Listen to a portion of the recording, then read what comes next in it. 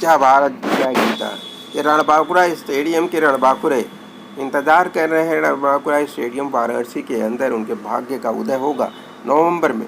जो सरकार ने वादे किए थे, मगर वो सरकार के वादे निकम्मे साबित हुए, फजूल साबित हुए, जुमले साबित हुए। जय भारत, जय गीता, जय संविधान, जय क्रांति, जय परिवर्तन।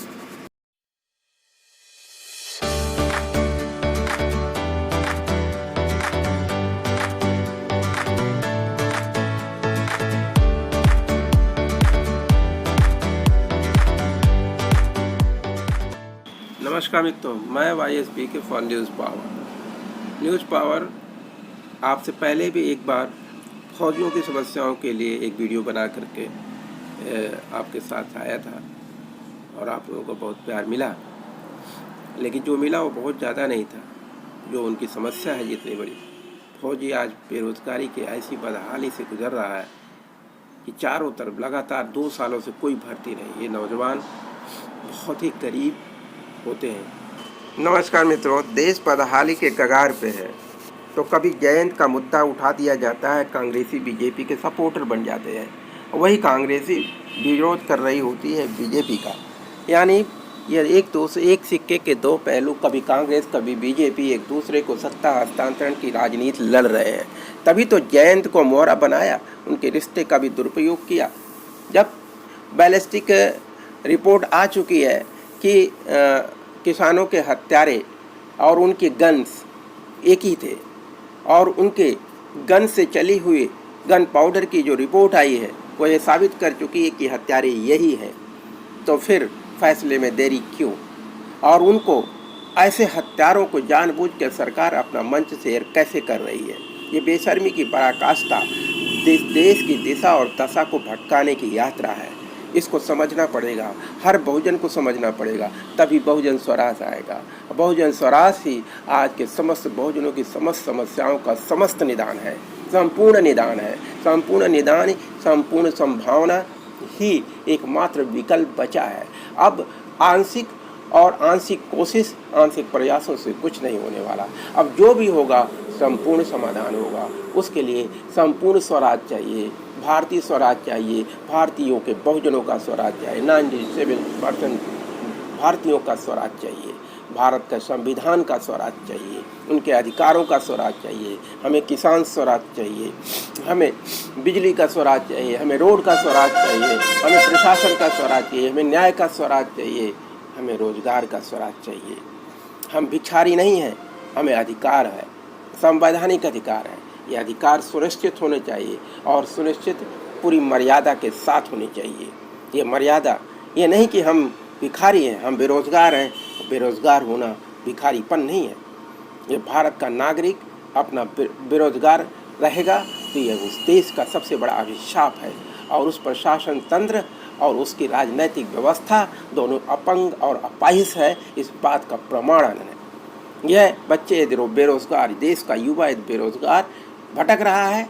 देश का फौजी अपने जीवन के कीमत पर, तनख्वाह मांगने की कीमत पर नहीं, जीवन की कीमत पर तनख्वाह पाता है और अपना परिवार पालता है। इन बेशर्म बादशाहियत को ख़त्म करना होगा, ये दानवी सरकार को ख़त्म करना होगा। भारतीय बहुजन स्वराज एकमात्र विकल्प है और उसकी स्थापना सिर्फ वोट से हो सकती है, वोट की ताकत से हो सकती है। इसलिए हर बच्चे को, हर बहन को, हर बेटी को अपने घर से बाहर निकल करके अपनी वोटिंग पावर का यूज़ करना होगा। इन आतताइयों को बताना होगा कि 97 भारत आज भी एक है, कल भी एक था और हमेशा एक रहेगा। जब भारत और भारत के आन मान सन, उसकी अस्मिता और उसके रोजगारी, उसके स्वावलंबन पर जब भी उंगलियां उठेंगी, भारत का युवा जागेगा, भारत की मातृशक्ति जागेगी और भारत की शक्ति बन करके, भारत की अस्मिता की प्राचीर बन करके सारी दुनिया को दिखा देगी कि दुनिया अब उसे नहीं झुका सकती। ये आतताई आतंकियों की औकात क्या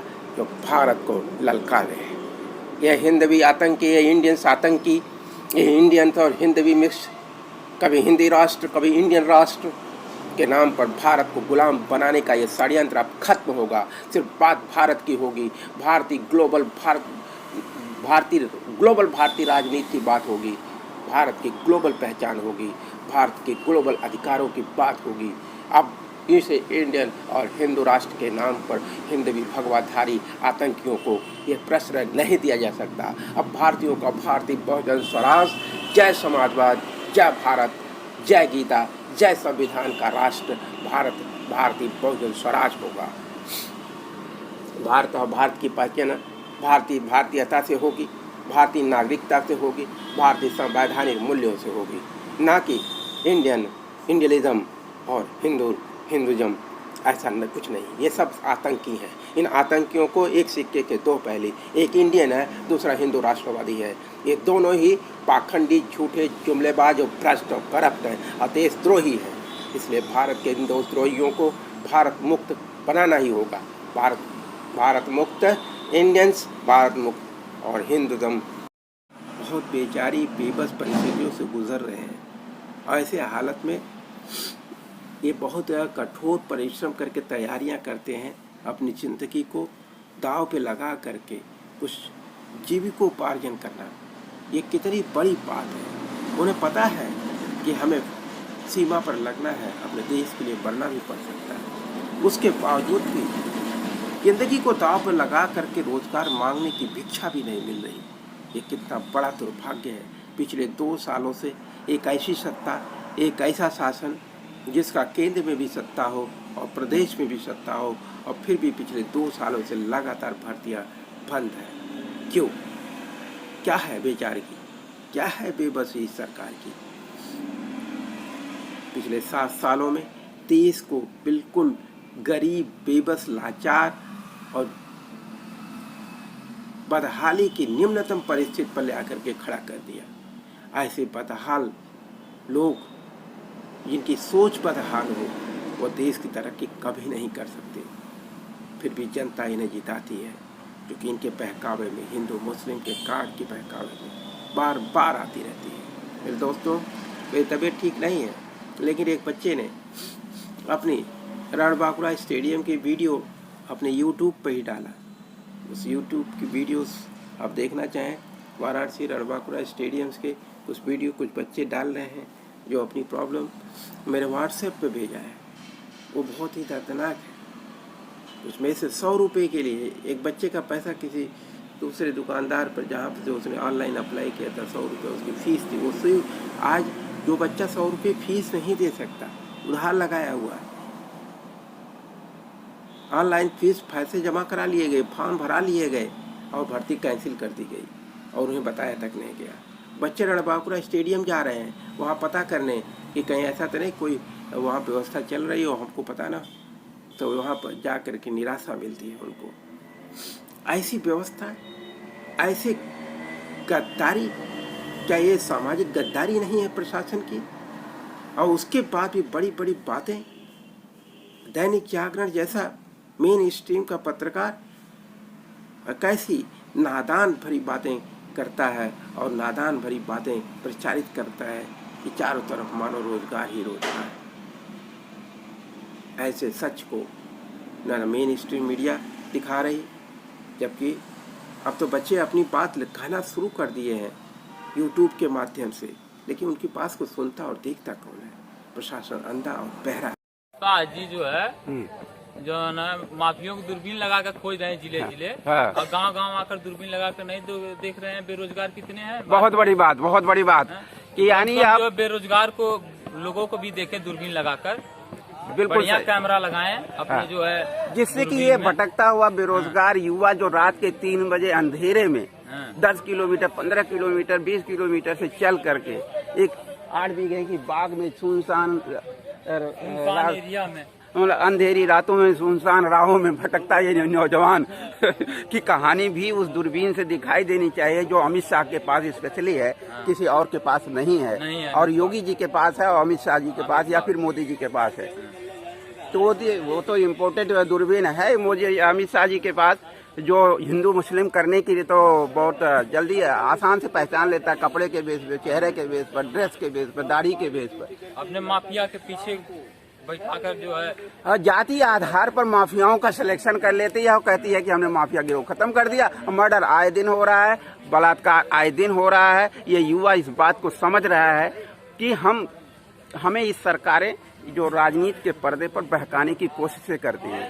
लेकिन ये युवा भटकने वाला नहीं है और अपनी बात रखने की इच्छा शक्ति पैदा कर रहा है, कोशिश कर रहा है। और मैं देखता हूँ ये दो युवा जो सामने दिख रहे हैं, क्या ये भी कुछ कोशिश करते हैं अपनी बात रखने की? हाँ सर, यही बोल रहे हैं, भर्ती नहीं आ रही। भर्ती नहीं आ रही है, इन युवाओं का बहुत बड़ा दर्द है। मतलब सितंबर में इसकी डेट आई थी जी, सितंबर में डेट आके उसके बाद टरका दिया गया कि कोरोना है। 2 महीना कोरोना की डेट आ गई, उसके बाद अब बोले हैं कि नवंबर में भर्ती लेंगे, पेपर में आया अधिकारियों का। लेकिन नवंबर में भी लगता है कि नहीं होगी। वो तो फिर उसके बाद चुनाव के आधार पर टाल देंगे। हाँ, चुनाव इलेक्शन नजदीक आ गया, हम उसको कैसे मैनेज करें? हम लोगों की भर्ती 6 तारीख को तारीख है और 17 तारीख को रिलेशन भर्ती हुई थी सर। अब उन लोगों के लिए कोरोना काल नहीं है।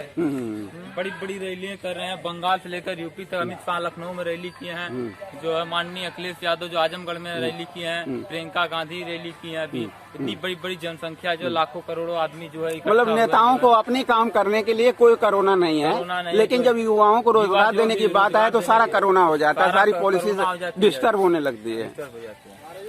तो ये युवाओं का दर्द समझिए कि ये युवा ज्यादा बोल नहीं सकता, क्योंकि ये गांव ग्रामीण क्षेत्र के लोग होते हैं और ये गांव में पढ़ने वाले युवा बहुत ही संस्कारित युवा होते हैं। अब जो शहरी युवा होता है वो तो गैर संस्कारित होता है, लेकिन स्मार्ट दिखता है। लेकिन ये बेरोजगार और गरीबी में पले हुए बच्चे अपने भारत के भविष्य का इतिहास बनाने के लिए कुछ अच्छा बेहतर करने की उम्मीद के साथ ये आगे बढ़ने की जब कोशिश करता है तो उसकी ताकत और उसकी शक्ति को और परिमार्जित करने की कोशिश न सत्ता करती है न नेता करते हैं, सब अपने आप में मशगूल हैं।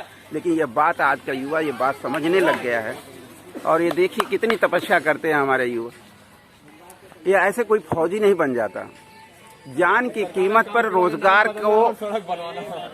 जान की कीमत पर रोजगार मांगना, ये कितनी बड़ी बात है कि साहब मैं देखो कितनी मतलब दिन रात लगा के तैयारियां किया, उसके बाद मैं सिर्फ और सिर्फ जो है बॉर्डर पर मरने के लिए तैयार हूँ, मुझे रोजगार सिर्फ दे दो। नहीं तो सरकार रोजगार नहीं देगी, इसका केवल काम है नाम बदलना और जो भी किसानों के पास बची खुची जमीन है उसमें सड़क बनवाना।